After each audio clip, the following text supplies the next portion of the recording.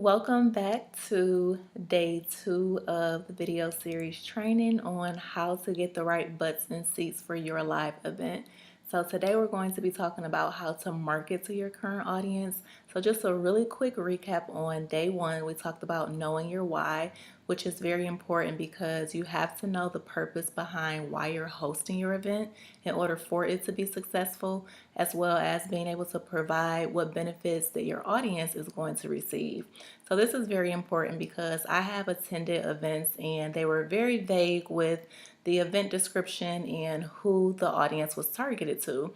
So a lot of events are just saying that, oh, we're targeting to entrepreneurs and small business owners, and then you go to these events and it's not very specific to your market or to your industry. So this is why it's really important to know the why behind why you're hosting this event, and also knowing who your target audience is and being very specific about it. So today we're going to talk about the importance of marketing to your current audience, marketing to your current community, as well as clients, and it can be past clients or current clients, as well as being able to market to your followers first. So this is very important because a lot of times people will spend all of this time and energy trying to recruit new followers and new community members and getting more people on their email list that they don't leverage the audience that they already have. So hosting live events where you're able to help your audience solve their problems is a really great way for you to be able to gain new prospects for your business, and it helps you to be able to establish yourself as an expert in your niche. But the best way for you to be able to get started with hosting events, obviously, is what we're talking about today, is being able to leverage those who you already have a connection with, who you already have contact with, and you've already built a relationship with them. So let's talk about why we need to target our current audience first before trying to target new prospects. So your audience is already your qualified leads. So I know sometimes when it comes to sales and marketing, we're trying to figure out all of these strategies for our business or even for our events on how we're going to get qualified leads so that we can get butts and seats for our event, or so how we can gain new clients. So here's the thing, your audience, they're already qualified leads. They already follow you, they already like you, they already listen to what you say, and it's easier to get them to sign up for your event than it is with trying to get a complete total stranger who's never even heard of you to purchase a ticket to your event that's $97 or $197 or even $497 or $997. So make sure that you realize that the audience that you already have, they're already qualified leads for you to be able to pitch them to get them to purchase tickets for your event. The second thing is your existence your existing audience is already your target market. Like, it's pretty plain and simple. Like, they are already the people that you're looking for. You already know them pretty well. They have already purchased from you. They read your emails. They follow you on social media. They trust you. They are your target market. So start there. So don't try to reinvent the wheel. Start with what you have already. And you have to stop trying to focus on trying to reach more people instead of leveraging the people that you already have. So if you have 100 people on your email list, then you can sell out your event with just the people from your email list. If you have a couple hundred or 1,000 followers on social media, making sure that you're continuing to build that relationship with them and pitching them to be able to purchase tickets for your event first before you go out trying to market to people who have no idea what it is that you do. It's easier and it's quicker for you to utilize and leverage the audience that you already have. So you know them, you know what their needs are. So this will help you to be able to create an event or a workshop or some type of live event that helps them with their unique problem. So you have a relationship with them, you know what their problem is. Now it's time for you to be able to go ahead and create a solution for them. So I'll give you guys an example. Most of my clients that I get, they have already attended my events that I've hosted, or they have already attended my free online trainings online before they decide to hire me.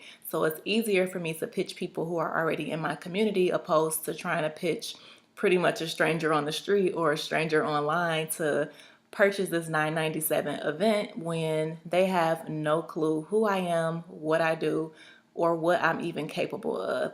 And this is a mistake that a lot of people make when it comes to hosting events. They don't focus on building their community or even leveraging their community. They're hosting events, they want people to show up, but they don't even care who shows up. They're just trying to get people there to get butts and seats, right?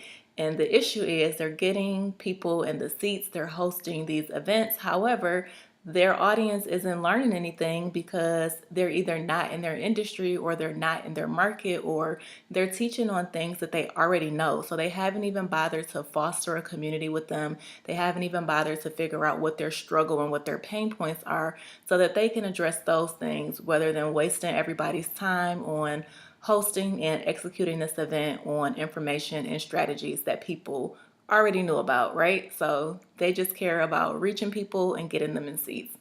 You have to focus on making sure that the content is what your audience needs and is a unique solution to whatever their problem is. So number 3, your audience members are already your advocates. They can already vouch for you. I don't know if you've noticed online, but when you see somebody posting on social media or in Facebook groups, and then there's like a gang of people who just come and just rave about them, that they've taken their course, they've taken their program, they've did their coaching, they've attended their events, those are their advocates. And your current audience is your advocates as well, right? So since they like you and they listen to you, they are more likely to be able to purchase tickets to your event. And that's really, really important. So they'll enjoy more of what you are able to put on for your events than strangers would. They are able to give you testimonials. So if they attend your event and it's beneficial to them, they're going to rave about it. You can get testimonials from them, and that can help you to be able to sell your future events as well. And also utilizing your current audience to allow them to partner with you and share your content to promote. So you can't be your only promotional strategy for your event, right? You need other people helping you to be able to get butts and seats. So you're not only reaching your audience, but they're able to rave about who you are, what you do, what your experience is, what you're an expert in. And now that you have somebody vouching for you and they've already attended your event, or maybe they're a past client, then that will allow someone who is technically a stranger to be able to sign up more faster, or will be more eager to sign up for your event than just anybody randomly online on social media. So make sure that you remember that. So we talked about the why, so now let's talk about the how. So how are we going to market our workshops and our live events to our existing customer base, right? So your first event, you need to go directly to your audience and ask them what it is that they're struggling with. Ask them what it is that they want to learn from you. And we talked about this in the first session.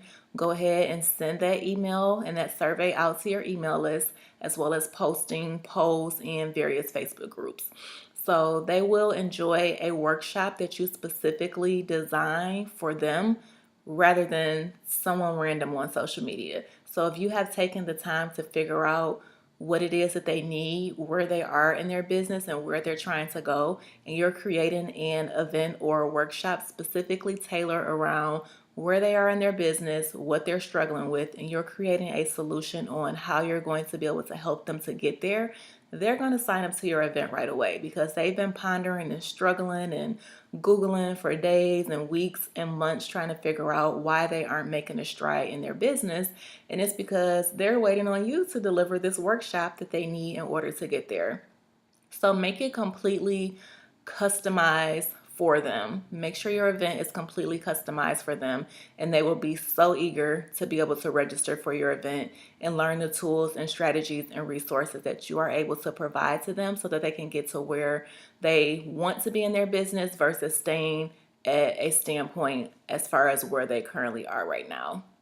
So make sure that you're asking them what problems they are facing right now. So not what problems were they facing 5 months from now or in the future. What are they facing right now that is hindering them from scaling their business, from making their first 4 figures, 5 figures, 6 figures, their next mark if they're at 6 figures and trying to get to 7 figures. So figuring out where they are right now and what those problems are that they're facing.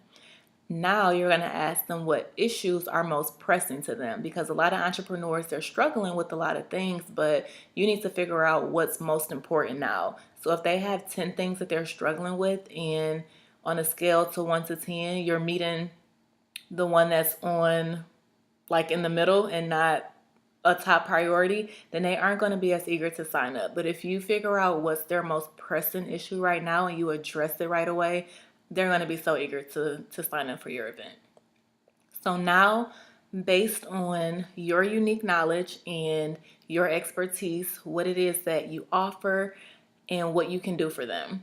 So based on that, go ahead and craft up a unique solution to whatever their problem is and package it into a workshop. So I'll give you guys an example. Let's say your audience is struggling with monetizing their personal brand. So they've been working on their personal brand. It's their purpose, it's their passion. They live for it. They would do it for free. Obviously, they're probably doing it for free if they're trying to figure out how they can monetize from it. So that's their most pressing issue. They're doing all of this work and they aren't seeing any results money wise from it, right? So your solution could be you can host a VIP day. So a VIP day is typically a half day event or a full day event, and it's literally giving them the blueprint to what it is that they need to succeed in their business and what it is that they're struggling with. So your solution, you're going to host a VIP day. It can be a full day. You can make it very impactful and have it a 2-day VIP or a 3-day weekend VIP. And the topic that you're going to be discussing is how to make your first $10,000 by marketing your event, by marketing your brand digitally, or marketing your brand on Instagram, on LinkedIn, or Facebook. That's very specific, opposed to just saying, hey, sign up for my VIP day and I'll teach you how to make your first $10,000 marketing your brand. How are you going to do that? What digital platforms are you going to be teaching? So it's really easy if you can narrow down to one platform, whether it's Facebook, whether it's Instagram, it's LinkedIn, and that's very specific and they know where they're going to be marketing. They are ready to get the digital strategies that you're going to provide them, and they're ready for the blueprint that you're going to lay out for them and walk through with them so that they can know how to make their first $10,000, right? I'll give you guys another example. So as far as what I do and the problems that my current audience faces. So the calls and the emails and the messages that I typically get is, I'll use an example from a most recent client. So the client came to me, their event was 10 days away, and they had been marketing their event for 2 months now, and they only had 6 people who registered, and they had only made $60. Now, typically, I do not take on clients if their event is less than 4 weeks away, because there's a lot that goes into developing an event marketing plan, creating those event marketing strategies, and then executing them in a effective time frame, right? So I actually suggested for the client to reschedule their event, because in 10 days it's literally going to take a miracle for me to be able to do something for you. But the client insisted that they hire me. So the client mentioned that they watched one of my trainings online, and pretty much within the first 10 minutes, I covered everything that they were doing wrong. And considering they only had 10 days into their event and they weren't open to rescheduling it, they needed my help. And when they needed my help, it was me actually doing it for them. So not getting on a coaching call for an hour or doing 3 coaching calls and telling them what they needed to do, and then they are responsible for going to do it. They were like, no, I need your help. You're good at this. I need to hire you for you to do everything.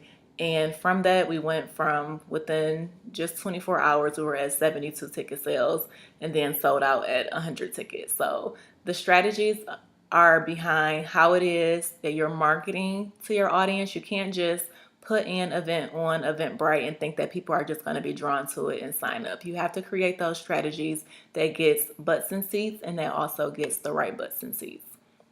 So after the event, make sure that you follow up with your audience. This is one strategy that a lot of entrepreneurs are not doing. It's like one of the number one post-event marketing strategy mistakes. So here's the thing. The reason why people don't follow up, or you may see they host an event or you never see them again until the next year when they host it again. So the issue is they have DIY their own event, which is absolutely nothing wrong with it, but they have struggled and it has been overwhelming and it has been stressful because they didn't have any expert knowledge helping them. They didn't have any event marketing strategies. They had no foundation to work off of. They were pretty much just learning and doing things as they went. They were trying to figure out what somebody else was doing when they hosted their event and trying to duplicate it, and it wasn't working. So they were completely stressed out and they just lost momentum, and you pretty much never hear from them again. So here's the thing, one of the keys to being able to make sure that your event is successful and it helps you for your future events as well is you have to follow up with your audience after your event. It is imperative for you to do that. You have to be able to get feedback from them. Ask them if you met their expectations. I've been to so many events and they don't even send surveys out. And it's like, if you don't send a survey out to figure out how the event was, you're just going to host another event and you're going to have the same people that are come, or you'll have new people that come and they'll have those same feelings that people from prior events had, and you have given yourself no room to be able to improve on your mistakes. So it's really important for you to reach out and get constructive criticism. It will make your next event that much more better. So ask if you met their expectations. If not, what could have been done differently? So ask them, if you didn't meet their expectations, what is it that they had expected for you to do that wasn't delivered upon? Or if they have any suggestions or advice on how things could have been done differently or executed differently, or even any specific topics or discussions that they thought should have been covered for your event. Now, if you get people who are absolutely happy with your event, go ahead and ask them, hey, would you be willing to leave feedback for my event? Would you be willing to do a testimonial? And that will be able to help you to market your future events going forward. So quick recap, make sure that you're utilizing your audience that you already have, making sure that you're continuing to build upon your audience. They already trust you. They are more than willing to help promote your event for you. You can actually even give them some incentives for helping out, and we'll talk about that in the next lesson as far as how to get the word out for your event. So in that, we'll talk about specific event marketing strategies that you can actually begin to start implementing now so that you can start to sell out your events. So go ahead and work on today's workbook session, answer those questions, start your brainstorming. Make sure that you send me any questions that you may have from today's lesson. Email me and I'll be sure to email you back, and I'll see you guys on the next session.